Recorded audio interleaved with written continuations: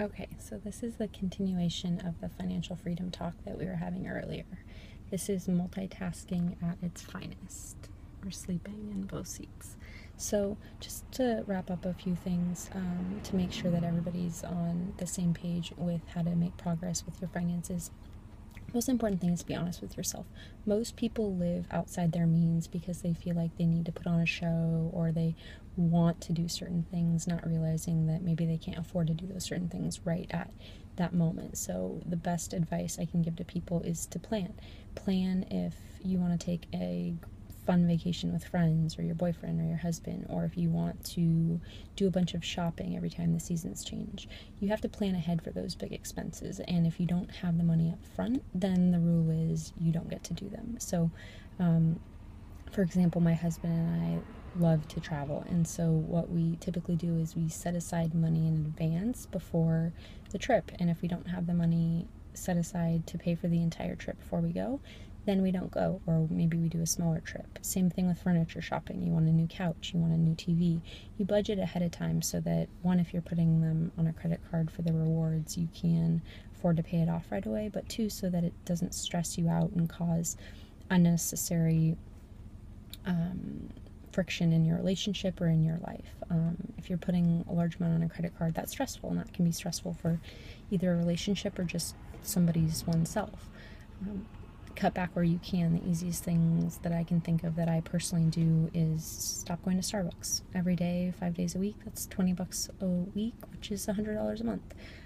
Maybe you don't go out to happy hour every weekend with your friends or out to the bars. Maybe you're bringing your lunch every day to work. Just simple things where the dollars really can add up. Maybe if you carry cash around, saving your change.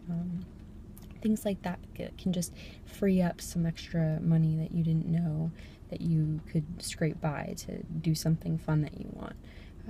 My husband and I allocate fun money every single month and every single paycheck, because if you feel like all you're doing is saving and paying bills, then you're not going to be able to stick with it for very long. So balance is really key. So every month we set aside $100 for each of us to do anything we want. The other person can't veto it. They can't give you grief about it. It's just your money to do what you want. So if I want to go out shopping, or if I want to go do something fun with friends, or, same with him. So find an amount that's realistic for you and then go from there. But just in closing, one of the most freeing things I think for us financially, or for me financially, is to live by a budget, because we all have so much money that we make, and we want to make sure that we're not spending and getting ourselves in the red. So really go through detail by detail where your money is going, how much you are spending every single month on what, categories: food, clothing, entertainment,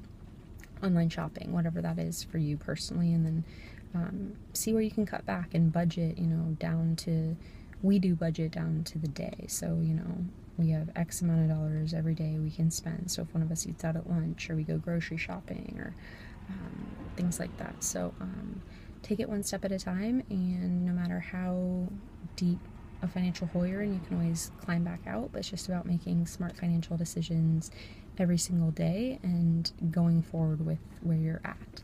So we are signing off. All right, good luck.